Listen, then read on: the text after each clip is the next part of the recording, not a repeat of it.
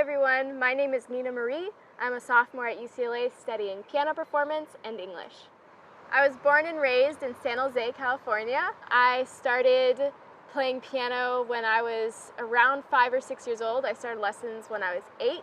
I've been singing in choir since I was 5. And I started songwriting when I was 9 years old because I was writing a story for my mom, and I wrote a little poem in it that I decided to put to music.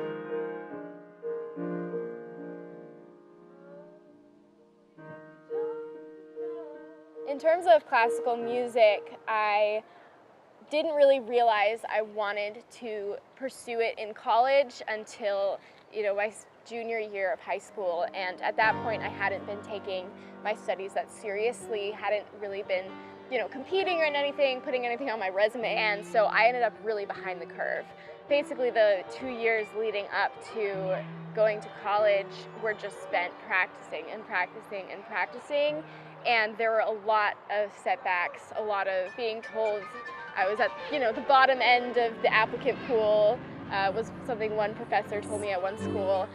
I also had the support of my family and of my piano teacher, and just being able to listen to that voice that's encouraging me and to keep working with that in mind rather than the negativity really, helped me to be where I am today, which is still improving, still always a little bit behind, but always looking towards making one step forward. I'm both really excited and really nervous to perform in Spring Sing.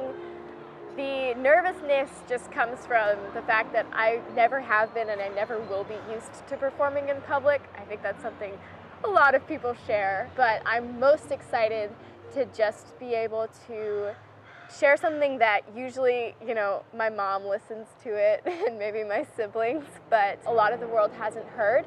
And so I'm just hoping that what I share is something that people can relate to and that touches people. And just being able to do that in a crowd of 10,000, 50,000, however many people go, is a really special opportunity for me.